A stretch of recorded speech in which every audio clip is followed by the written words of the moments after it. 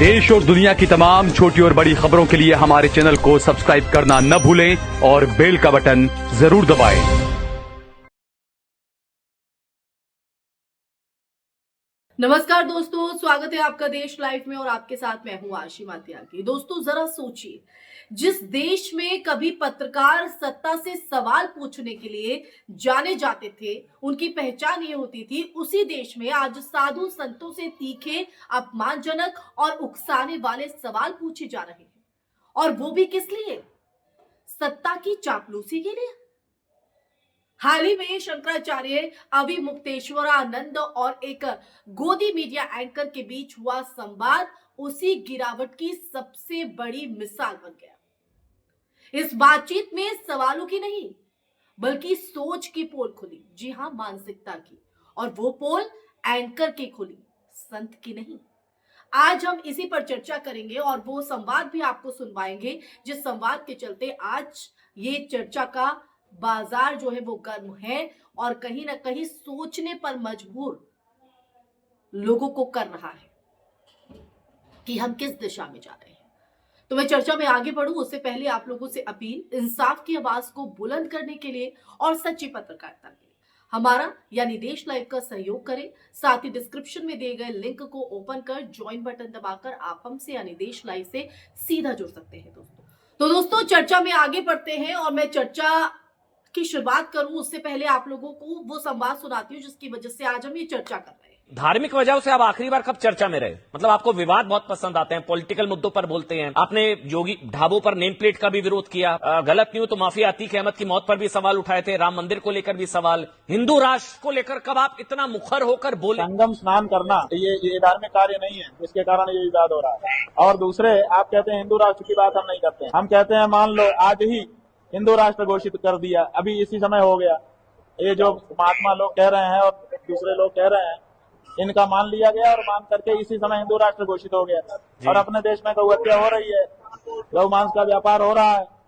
तो आप बताइए, कल जब सवेरे सूरज उगेगा तो हिंदू राष्ट्र में गौ हत्या होती रहेगी कि नहीं होगी?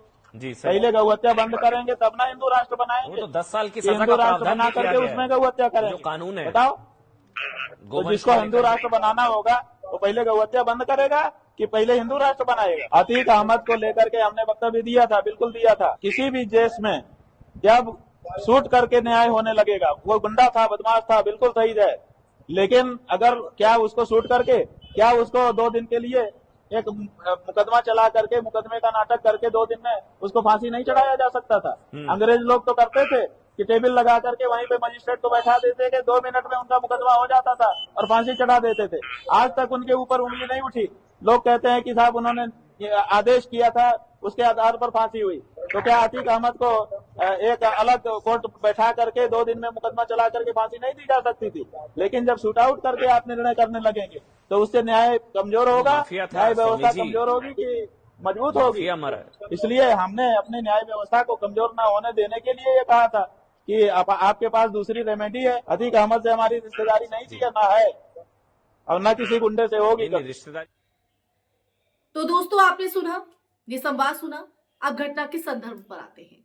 टीवी स्टूडियो में बैठे एक एंकर ने जिस अंदाज में शंकराचार्य अविमुक्तेश्वरानंद से सवाल किए, उन पर सवाल दागे, वो पत्रकारिता कम और अभियोजन ज्यादा लग रहा था। सवालों का उद्देश्य जानकारी पाना नहीं बल्कि किसी तय नैरेटिव को थोपना था। वो नैरेटिव जो सत्ता के पक्ष में हो और हर असहमत आवाज को कटघरे में खड़ा करे। लेकिन इस बार मामला उल्टा पड़ गया। शंकराचार्य जी ने ना गुस्सा दिखाया, ना अपशब्द बोले, बस तर्क, शास्त्र और संविधान की भाषा में जवाब दिए, बस उसी का इस्तेमाल किया। नतीजा, एंकर की रेल बन गई। अब ये रेल कैसे बनी? क्योंकि एक साधु संत से इस तरह के सवाल, उससे इस तरह का संवाद, ये कहीं ना कहीं सवाल खड़े करता है। क्योंकि जिस देश में साधु संतों को पूजा जाता है, वहां उन पर ये सवाल कर देना, उन पर प्रश्न चिन्ह खड़ा कर देना, ये कहीं ना कहीं सवाल खड़ा करता है।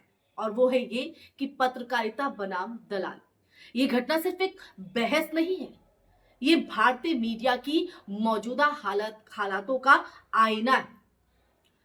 पत्रकारिता का धर्म है सत्ता से सवाल, समाज के हर वर्ग की आवाज को जगह और तथ्यों के आधार पर चर्चा।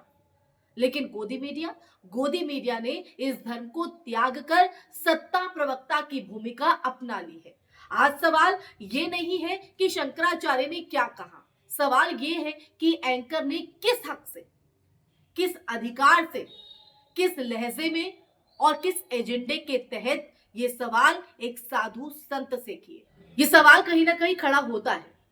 अब साधु संतों पर सवाल, लेकिन किस लिए सवाल खड़े किए जा रहे हैं? ध्यान दीजिए दोस्तों, जब कोई संत सरकार की तारीफ करता है तब वही मीडिया उसे राष्ट्रवादी और सच्चा सनातनी बताती है। लेकिन जैसे ही कोई संत सत्ता से असहज सवाल पूछता है, महंगाई, बेरोजगारी, सामाजिक अन्याय या धर्म के राजनीतिक इस्तेमाल पर, उसे तुरंत कटघरे में खड़ा कर दिया जाता है। शंकराचार्य अविमुक्तेश्वरानंद के साथ भी यही हुआ दोस्तों। उनका अपराध बस इतना था कि उन्होंने सत्ता के पक्ष में स्क्रिप्ट नहीं पढ़ी, बस इतना कसूर था।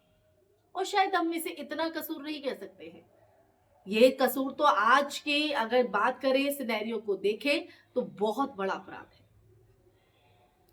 अब आते हैं मोदी भक्ति और मीडिया के पतन पर।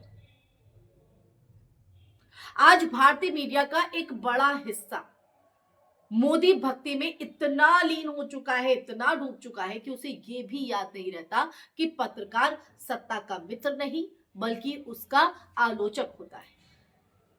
सवाल पूछना अगर अपराध है तो लोकतंत्र का दम घुटना तय है। और जब यही मीडिया साधु संतों को भी नहीं बख्शती तो आम नागरिक की क्या बिसात, उसकी क्या बिसात रह जाती। अब शंकराचार्य के जवाब पर आते हैं और ये जवाब क्यों चुभा। शंकराचार्य जी के जवाब इसलिए चुभे क्योंकि वो भावनात्मक नहीं, बौद्धिक थे। उन्होंने न किसी पार्टी का नाम लिया, न किसी नेता को गाली दी, बस इतना कहा कि धर्म को सत्ता का औजार नहीं बनना चाहिए और मीडिया को सत्ता से सवाल पूछने चाहिए। और यही बात गोदी मीडिया को नागवार गुजरी, क्योंकि सवाल पूछने की आदत उसने बहुत पहले छोड़ दी। सवाल तो करते ही नहीं है, सिर्फ कसीदे पढ़े जाते हैं, वो भी सत्ता के पक्ष में, जनता के पक्ष में नहीं, सत्ता के पक्ष में। सच को छुपाया जाता है। तो ऐसे में ये तमाम जो स्थितियां हैं वो समाज के लिए एक चेतावनी है दोस्तों। ये घटना समाज के लिए एक चेतावनी है। अगर मीडिया इसी तरह सत्ता की ढाल बनती रही तो कल को कोई भी असहमति देशद्रोह कहलाएगी, चाहे वो संत बोले, किसान बोले या छात्र।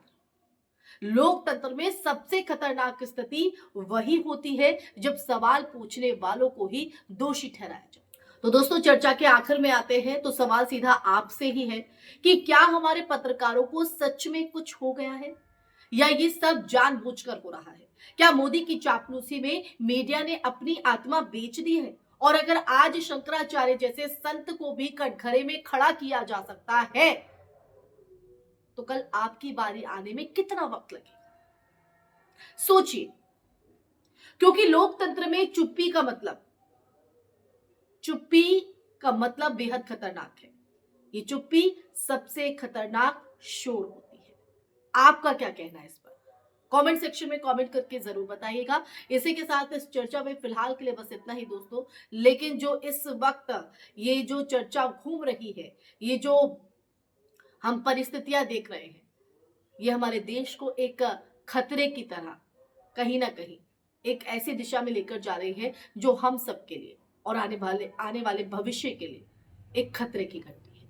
इसी के साथ इस चर्चा में फिलहाल के लिए बस इतना ही। ये चर्चा आपको कैसी लगी, इस पर आपके क्या विचार हैं, जरूर कमेंट सेक्शन में कमेंट करके बताइएगा दोस्तों। इस वीडियो को ज्यादा से ज्यादा शेयर कीजिएगा, हमारे चैनल देश लाइव को सब्सक्राइब कीजिएगा। फिर हाजिर होंगी ऐसी ही चर्चा लेकर, ऐसा ही सच का संवाद लेकर आपकी आवाज को बुलंद करने के लिए।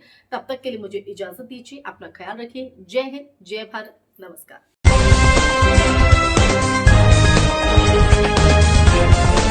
देश और दुनिया की तमाम छोटी और बड़ी खबरों के लिए हमारे चैनल को सब्सक्राइब करना न भूलें और बेल का बटन जरूर दबाएं।